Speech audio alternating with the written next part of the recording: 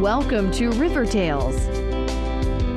River Tales is a 30-minute program that will introduce you to fascinating people, take you to interesting places, and enlighten you on important events that happen in our region.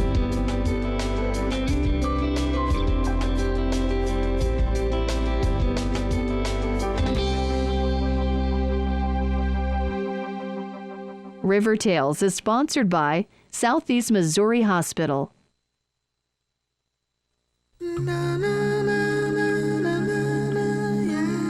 No one wants to be alone when an emergency happens. It's a time you need people right nearby. People who know how to handle things. People who will stay with you. It's good to have people in your life you can trust, especially the people who are taking care of you. This is our newly redesigned emergency department here at Southeast Missouri Hospital, where expert emergency physicians and nurses with years of experience are always standing by. They're dedicated to providing rapid care comfortably, and they're equipped to do it in a state-of-the-art facility. So every moment here is a moment closer to getting back to your life again. Visit us on the web or call our health line. Learn more about handling health emergencies and see what makes us the area's most trusted source for emergency care. Why do I call it a funny bone? Why can't penguins fly? Like a sea safety. Can we go to the moon on vacation? If you think it's tough answering these questions, imagine the ones you'll get if your child is diagnosed with cancer. CureSearch.org can help. It's run by doctors and scientists whose research has led to an overall cure rate of 78%. You're not as alone as you feel. What once started in an auction barn is now a full-fledged church that was built to meet the needs of its congregation. It's comfortable, practical, and fills the bill.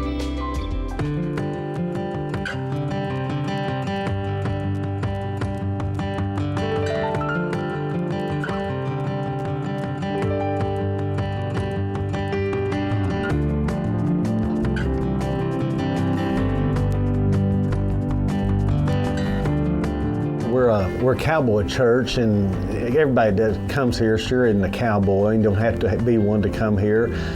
But basically what we are, we're a church that reaches a group of people that really love and long for more or less that cowboy way of life, even though some of them never owned a horse, never want to. But there's some basic things about that it's usually more of a rural type lifestyle. But we kind of targeted that group whenever we started this church back in *04 and trying to reach that segment of society. And so that's where we started from. And we worship the same Jesus. We sing the great old hymns that have been around for forever, a lot of the new ones but we try to do each of those in a way that appeals to those. It's most of our singing's more of I always say it sounds like they stepped out of a bar full of Jesus, more of a country band style.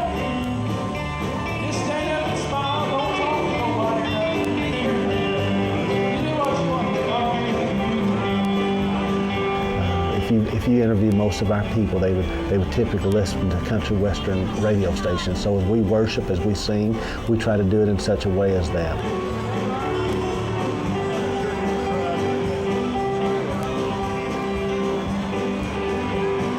It's more that culture of people that we are and that we seek above others to reach, and do it in such a way that communicates with them. And we don't use a lot of church language and et cetera, and it's godly language, but it's not necessarily the religious language of praise the Lords and hallelujahs all along, and nothing wrong if somebody does that. Man, we love the cross, we love the fish symbols, we love pictures of Jesus, not a thing wrong with that. But one of the things we try to do, there's no statement that says in all things spiritual be natural and all things natural be spiritual.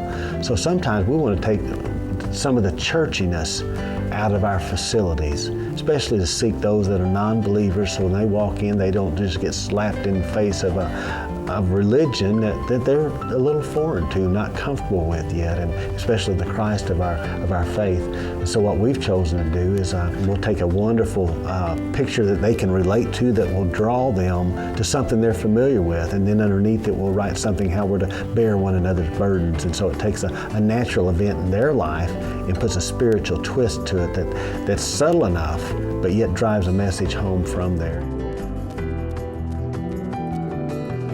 Of course, we started out in a barn, and we were all comfortable there. You didn't have to clean up to go. If your boots had mud and other kind of cow stuff on it, it really didn't matter. It served us well for 5 years, but just simply we outgrew it. And because of pure size sake, we had to leave it, and we've put together a building that will house us now. What we like about this location, first of all, it gives us room. Typically on Sunday morning, we'll run somewhere between 1,100 and 1,200 people. And where we were before, we could seat 419 people if they were all skinny. We had to have 2 services, and so now we can all come, we can worship in one place. We've got where we rented that, we were able to use it one night and a few hours on a Sunday morning. Here we use it day in and day out. A lot of different activities that we're able to do, whether it be Bible studies or other events that we're able to use it from that standpoint. Everybody was so comfortable with the old barn. I mean, they weren't threatened by it. We felt at home in it. And we wanted that same atmosphere as we came here. And so with that, we've, like in this room, this is old walnut, 22 years old, that's been sitting in a barn that we just put rough cut walnut up. Down below, as you saw, the worship centers, those are hand-hewed logs that we took out of old barns that we tore down and did that with a lot of stonework, the old chuck wagon that's there, all of that just to give that feel for the culture that we're used to. You know, for us, padded pews, nothing wrong with them, but for us, it's just, we're more comfortable like it is here. You know, carpeted floors, nothing wrong with them, but we love concrete. And like I said, we can just be at home like this. We've got a lot of young couples, a lot of youth, we've got a lot of senior saints. We just got a lot of people from every age bracket and from a lot of different walks of life. I mean, we've got factory workers and farmers, doctors and lawyers and teachers and judges, and the list goes on. And so it's a pretty good gamut, but there's usually a common thread amongst us. It's a love of this culture, but most importantly, it grows into a love for our Jesus. Well, I like the Cowboy Church because I really like the music. My grandparents started invited me to go here. The greatest thing that we found is just, first of all, our God. You know, it's kind of interesting. The horse and the connection to the horse, or maybe the uniqueness of the title of our church, Cowboy Church, or that we met in an auction barn. Many times, that was kind of the hook that drew people in. But what we found out is they come the first time for maybe something like that's a little unique, or something that's a kinship. But what keeps them is the Spirit of God. Vascular care. Passing gas in the presence of others is not only inappropriate, That is so foul. it can be deadly. Passing gas releases a fog of carbon monoxide Grandpa, and other poisonous fumes that can contribute to asthma and pneumonia. you're killing us over here. Kids shouldn't be exposed to secondhand smoke. Don't pass gas, take it outside. Don't walk. Don't walk. Walk. Do not enter. Hot dogs. Definitely like hot dogs. Motorcycle club. Everything must go. Ghostly ghouls. Don't look at that, Teddy. Body piercing. Ouch. Everyday moments can become teaching moments because learning starts long before school does. Give your child the start they need at bornlearning.org. Each Friday during the season of Lent, St. Vincent de Paul Catholic Church prepares a feast of fried fish. It has a huge following, and no one leaves hungry.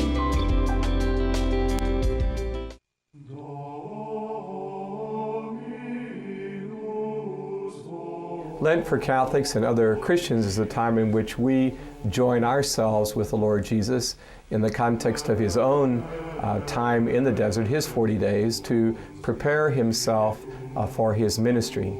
So we spend 40 days as well in preparation for the Easter celebrations, that time of the Paschal mystery of his Last Supper, Good Friday, his crucifixion, and then of course the Easter vigil and the Easter celebration of his resurrection. The early Christians followed on the Jewish tradition of fasting and abstaining, and the early Christians looked upon Fridays particularly as the day in which the Lord suffered and died for us, as a day in which fasting or abstaining would be particularly appropriate. They were also looking at Christ's own words in Matthew chapter 6 when he said, "When you fast, you do these things." Fasting or abstaining as well from meat was a way of saying that I have control over my own bodily desires, that I don't have to have everything I want every time I want it. And particularly, meat was considered more like a luxury food, and so to abstain from meat was a little bit of a penance. Of course, in our own day, meat is also considered like a staple, and to particularly on Fridays give up meat is a challenge, and it is a somewhat of a penance. Here at St. Vincent de Paul Parish, on Fridays we have what are called fish fries, and this is an effort by the Men's Association to not only practice that Lenten observance of not eating meat on Friday, but also gather in community. The Men's Association is a group of men who then prepare the meal, and we usually serve anywhere between 850 to 1,000 or more people on any given Friday during the season of Lent.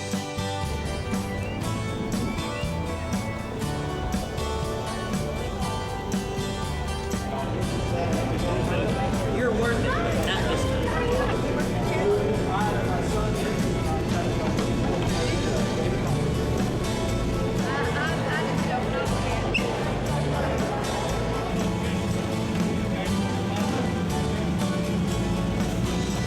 Well, I've actually been involved in the fish fries for, I would say, probably the last 10 to 15 years.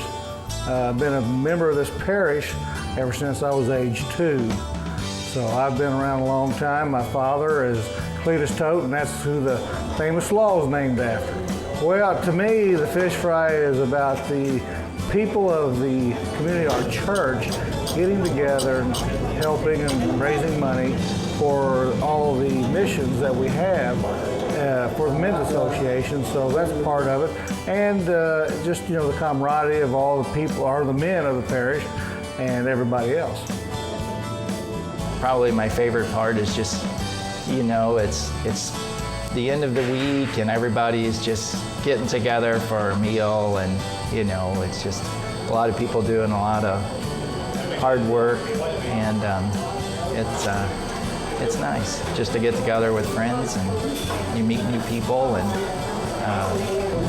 provide a service to the parish. Our fish fry, what does it consist of? Well, first of all, it's fellowship, and people come here for the good food, but they also come here to visit with each other. It is a community. Food is $8 for adults, and you can get as much as you want. We encourage you just to take what you can eat, but eat all you take. Children are $4. You can buy a pass for the season, which is 6 weeks, and you get 1 week free. And that makes it a lot easier to go through the line. And we also give those out to the clergy in the area, as well as some other deserving needy people. What is the Men's Association at St. Vincent's? It's a group of men, ages 18 and up, that come together from time to time and perform duties in the parish. We help the needy. We do make some money in the fish fries, but we give away every nickel that we make. Well, some decade ago or so, a friend of mine, Mike Metzger, who is a food broker, and I came up to the fish fries, and Mike and I felt like they needed help, and we started helping them. And we found out through Mike's experience that you've got to have consistency in the product, and you can't put together all the spices and remake your meals every week. So we came up with a new menu. The first year we got involved and we took over the fish fry. Previously, they would serve 1,500 to 2,000 meals during a 6-week period. we got involved and tried to get the Men's Association involved. We kind of got involved as just to help out. And one thing led to another, and tonight, March 6th, we fed 950 people, and we've served around 550 pounds of fish. The season of the fish fry is from the first Friday after Ash Wednesday, and it runs for 6 Fridays. Of course, Good Friday we do not serve fish, and that's our season, that's the only time.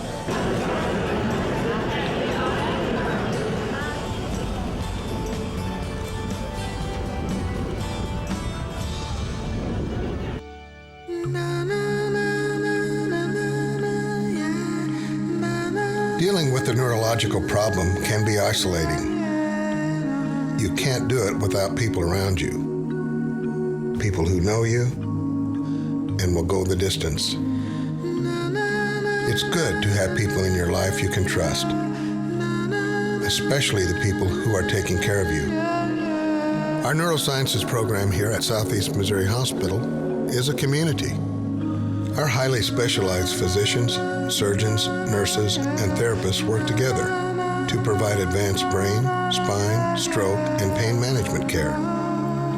With support groups for patients and their families, we help people move beyond injury and back to life. Visit us on the web or call our Healthline. Learn about our accredited stroke center and see what makes us the region's most trusted source for neurological care. 2 words for you. Pop quiz. Ready? Name any funny movie. A drama. Name a mystery. And one more thing. Name the movie your kids saw today in science class. Know what really matters. Know about your kid's school. And know about your kid. Find out 100 ways to know more, do more. The Christ Church of the Heartland does more than fill food for the soul. It reaches out to people that are in need of food for their health. This outreach program is filling a need to many people in this region. I'm Pastor Zach Strong of Christ Church of the Heartland, and this is our Angel Food Ministries. Angel Food Ministry is a ministry that was established in Monroe, Georgia a number of years ago when a pastor began to see the incredible needs of hurting people and found a way to begin himself out of his own house to begin to provide food for people. And then the Lord began to open up avenues and doors for him that now has allowed Angel Food to literally come across the country, to come up even to Cape Girardeau, Missouri, where we work out of that ministry. And it's just basically providing food for people that are hurting or people that are struggling. This takes place once a month. It's a once a month opportunity here. There is a deadline that starts that people have opportunity to order the food, and we only get what is ordered. And then 2 weeks later, I believe it is, the truck comes in, usually on Friday for us here at Christ Church of the Heartland. It's ordered beforehand. They purchase a box of food for, I believe it's $30 a box is what, and that box, if you would take that, what is in that box, there's everything from, sometimes there's steaks and there's chicken, there's beef, there's bacon, there's sausage, there's eggs, there's all kinds of vegetables, there's desserts. Enough food that will last them for several weeks is in that box. And if you took that menu and went to one of our local markets, for what they're getting for $30, it would be $60 to $75 at the local market to get it. So it's an extremely, extremely great opportunity. We help anybody that wants to come and receive of the Angel Food. It's not limited to low income. It can be for anybody. That's the great thing about this program. Anybody can come up and participate and purchase a box of food. The biggest thing is to help people in need. That's who we see the most come, is the people that are that really struggle through the month of making ends meet. Again, a lot of single parents, a lot of seniors take advantage of this. And it's just so rewarding to know that their month's going to be a little bit easier, that they're going to make it without coming to the end of the month, don't know how they're going to, really have enough food to get through, or if they're going to have enough for their babies. That's one of the most rewarding things. And it's just the volunteers of our church. We got people that take vacation days. People just take time. They just take the day off and they come here to serve, and it's just a great opportunity. Anybody's welcome to come. If you want to be a part and help us here with the Angel Food Program, we want to encourage you to come. It is so exciting. Even right now, out on our lot, Angel Food is being distributed. And look out and possibly to see 30 or 40 people out there unloading a truck. Some of these people have been here for the very first time. We don't know who they are. They don't know who we are, but they're out here helping us distribute this food to people's lives. It's such a great program. Another one of the great programs is it does allow our people that are struggling, that do have to work through the Division of Family Services, to be able to use their EBT cards to purchase this food. That is such a wonderful thing, because those people I know really need the help. And another thing is to realize too, it is strictly ministry from our church. We don't make anything. Matter of fact, usually every month, because we rent freezer trucks to come in here, we usually are giving, and that's what we do. That's why we're here, is to make sure that the people that are hurting in our community, somehow that we're helping to fill a void in their life.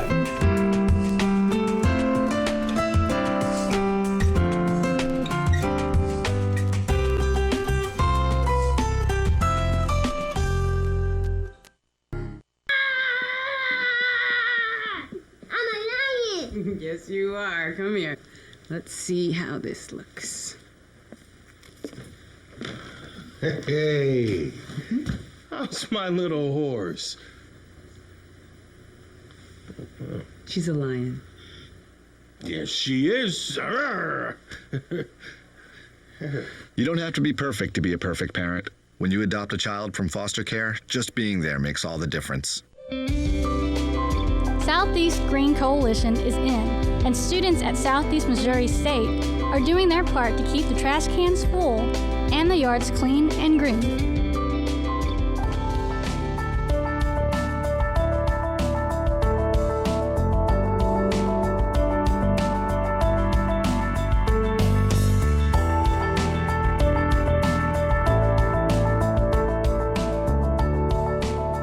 A lot of these people here are actually members of the biology club, and last semester we were wanting to look into what are some more initiatives that we could do to kind of relieve the carbon footprint on campus and at the university.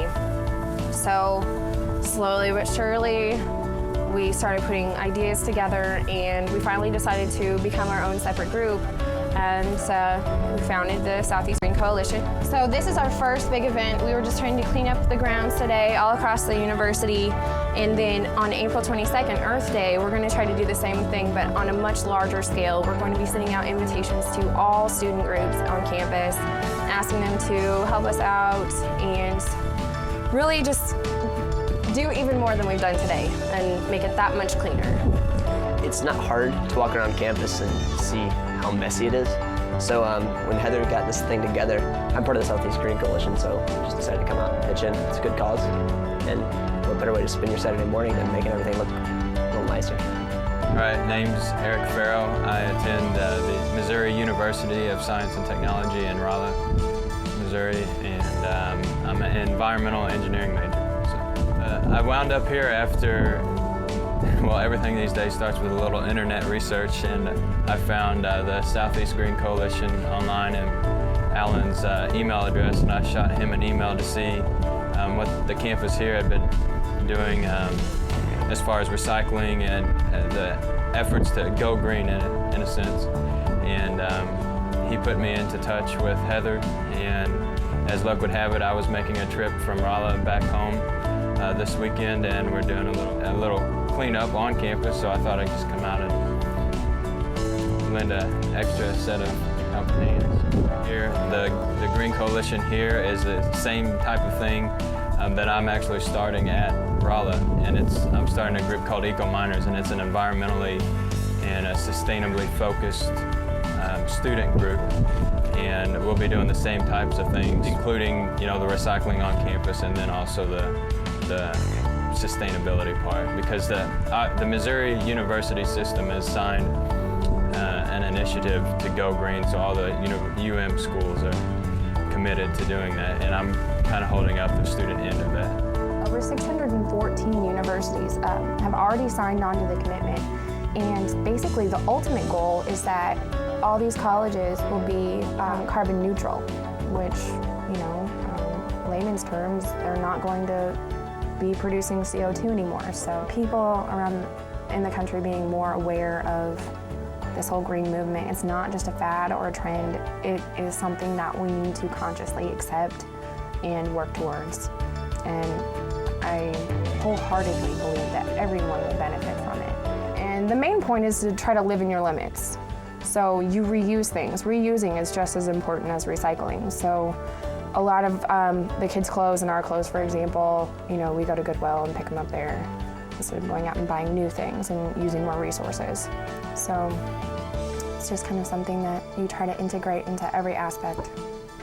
I'm trying to teach my little girl actually about the difference between plastics, metal, paper, cardboard, glass.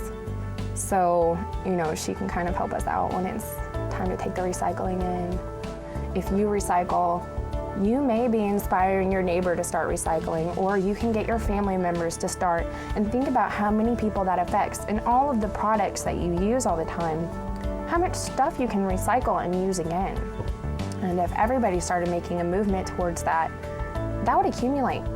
That would affect a lot of people, and hopefully the recycling industry will grow as a result of it, and we can start relying more, instead of on trash pickup, on recycling pickup. Something that we've all have noticed recently, especially with the last election, is that when people work together, we really can achieve great things.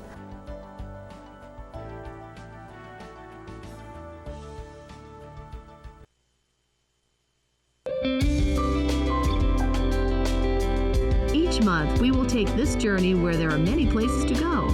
There are many interesting people to meet, and so many new things to see. Join us again on River Tales.